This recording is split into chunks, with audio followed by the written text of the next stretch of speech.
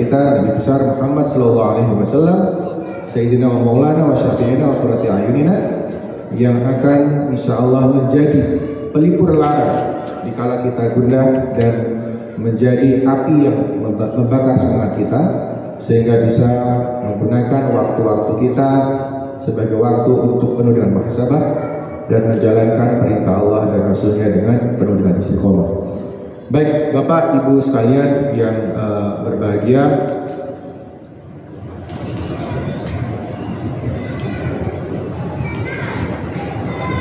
baik, materi yang ingin saya sampaikan pada malam hari ini mungkin agak sedikit out of the box ya, karena biasanya kalau puasa kita topiknya adalah tentang pahala puasa dan amalan-amalan ya, yang pasti sudah dibahas oleh para masyayikh dan para asatidz yang sebelumnya sudah mengisi acara ini dan nanti akan mengisi acara ini. Saya lebih memberikan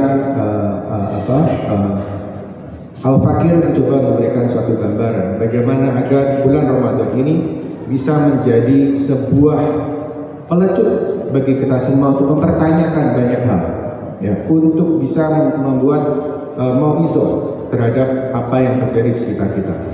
Pernahkah kita semua berpikir di negara Indonesia yang begitu luar biasa banyaknya penduduk muslim, dengan begitu banyaknya umat Islam yang semakin lama semakin berada pada tingkat perekonomian yang maju, kenapa jarang sekali kita menemukan institusi lembaga keuangan Islam yang kuat dan jaya?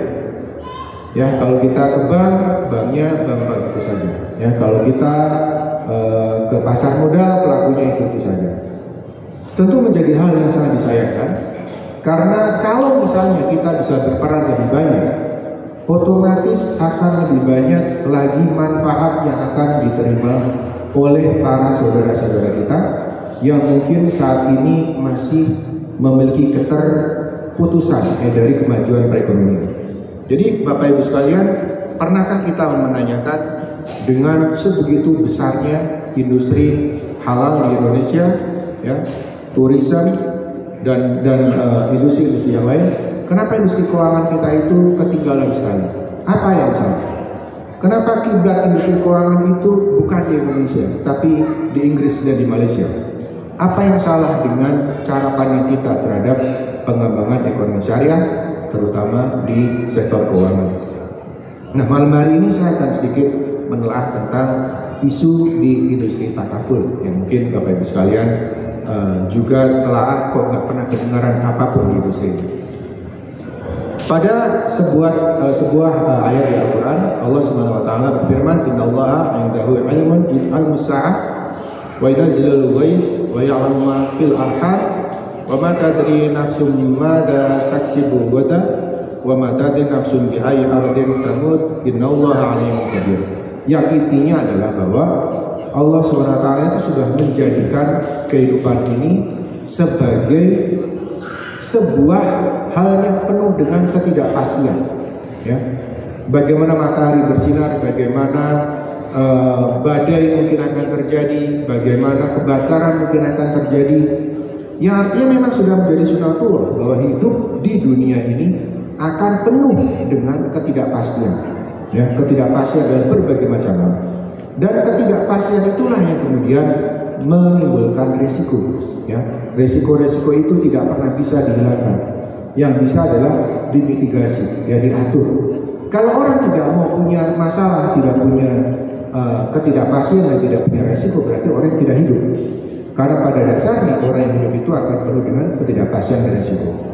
Makanya muncul suatu industri yang disebut dengan takaful ya, yang berasal dari fi'il madhi kafala, yang gampangnya adalah saling tolong-menolong, saling membantu, saling meringankan.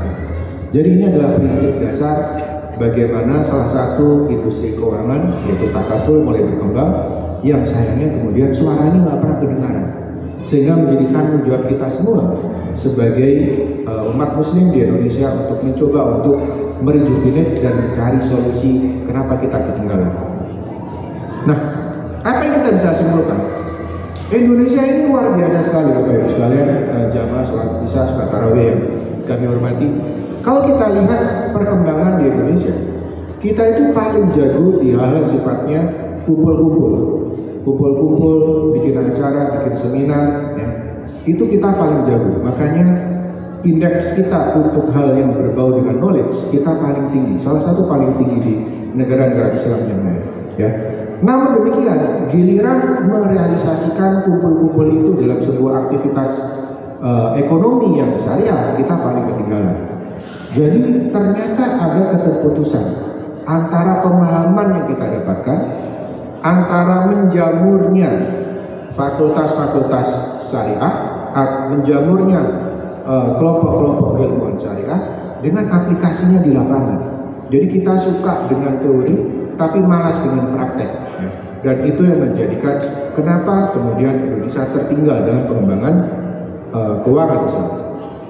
Dan wabil khusus untuk takaful ini, Indonesia itu paling rendah, salah satu paling rendah untuk negara muslim, ya. Dan jadi hanya sekitar 3% saja dari industri asuransi di Indonesia itu yang berasal dari takaful. Bayangkan ya, 3/100 dari industri keuangan non perbankan asuransi itu adalah takaful. Nah, namun demikian karena jumlahnya yang banyak sekali orang Indonesia ini, walaupun hanya 3%, itu kita menjadi peringkat ke-7 di dunia. Ya, kenapa? Karena basisnya adalah 250 juta orang Islam. Yang artinya apa? Andaikan, ya, andaikan lebih banyak pengetahuan atau awareness dan aplikasi yang memungkinkan berkembang industri ini, Indonesia akan jauh lebih luar biasa lagi. Karena hanya 3% penduduknya saja, ya, yang mengenal industri takaful ini, kita sudah menjadikan Indonesia di peringkat 7. Kenapa? Karena memang baseline-nya banyak sekali, ya, penduduknya banyak sekali. Nah, apa yang kemudian menjadi masalah saat ini, Bapak Ibu sekalian? Yang pertama adalah bahwa kebijakan yang dibuat oleh pemerintah, ya, itu biasanya tidak menjadikan kita sebagai negara yang berdaulat dan kuat dari sisi pengembangan ekonomi syariah. Jadi misalnya kalau kita bandingkan dengan negara Malaysia, ya, Malaysia itu luar biasa sekali, Bapak Ibu sekalian. Jadi pengembangan industri syariah di Malaysia itu sudah menjadikan sebuah standar di mana negara-negara di dunia kalau mau dicap sebagai negara yang mengaplikasikan syariah industri, maka dia harus menjalankan beberapa aturan yang diatur dalam MSMS. Apa itu MSMS? MSMS itu adalah Malaysian Standard. Jadi standar Malaysia yang dipakai di seluruh dunia untuk menjustifikasi suatu industri itu industri yang comply dengan aturan syariah, baik itu perbankan, logistik, transportasi, hotel, restoran dan sebagainya. Makanya ketika di Indonesia kita masih sering debat, ya, wah nggak perlu lah, ngapain disertifikasi. Malaysia nggak mikir lagi, yang penting kita jalankan dulu, dan itu kemudian menjadi sebuah piramida ekonomi yang luar biasa besarnya. Bapak Ibu sekalian, karena kesadaran itulah kita kemudian kadang-kadang ketinggalan beberapa step karena kebanyakan debat atau kebanyakan berpikir. Makanya seperti yang saya katakan yang pertama, challenge utama dari umat Islam ini di Indonesia adalah sering sekali berdiskusi, ya, tanpa kemudian praktek. Jadi ketika kita melihat siapa yang mendominasi arus logistik halal dunia, yang menjadi supplier untuk para negara-negara Timur Tengah, tidak lain dan tidak bukan adalah Brazil yang 90% umatnya adalah Katolik. Kenapa? Karena mereka lebih komit dan mengerti bahwa syariah compliance ini tujuannya adalah masalah ekonomi. Jadi mereka berhasil untuk menyediakan kebutuhan-kebutuhan dasar negara seperti Qatar, Abu Dhabi, Saudi Arabia, yang Emirat Arab, dengan kemampuan mereka menyediakan kebutuhan dasar baik untuk kebutuhan makanan, ya, maupun kebutuhan-kebutuhan lain yang kemudian menjadi sumber perekonomian yang luar biasa. Indonesia sekali lagi masih berdebat dan masih melakukan konferensi seperti tadi saya sebutkan. Karena itulah pengembangan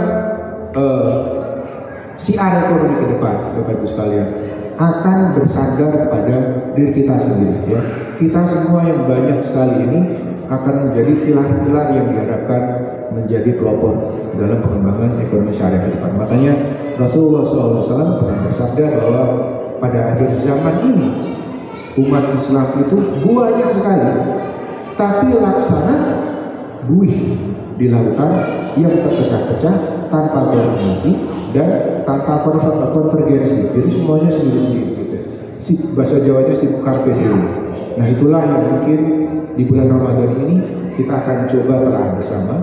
Sedikit banyak refleksi kita tidak hanya berpikir untuk diri kita sendiri, ibadah-ibadah yang mungkin biasanya kita fokuskan kepada diri kita sendiri, ya bahwa Lailatul Qadar ini sekarang dengan 70 tahun, bahwa setiap malam sholat sunnah itu seperti sholat wajib, bahwa dalam setiap puasa itu Allah yang akan menilainya langsung.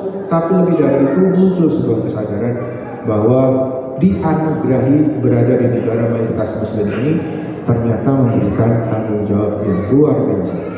Tentu masa depan pengembangan ekonomi yang berlandaskan syariah tidak bisa kita serahkan kepada negara-negara lain. Tidak bisa kita serahkan kepada Amerika, tidak bisa kita serahkan kepada Jepang, tidak bisa kita serahkan kepada Eropa, tapi kita sendiri sebagai negara dengan potensi yang sebenarnya luar biasa.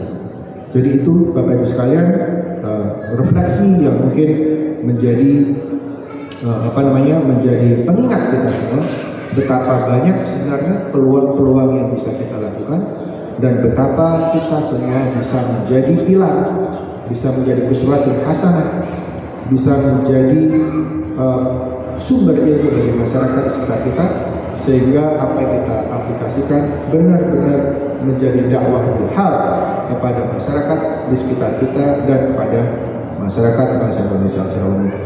Demikian kultum yang bisa saya sampaikan. Jika ada benarnya itu semua dari Allah, dan jika ada salahnya itu semua dari Al-Fakir.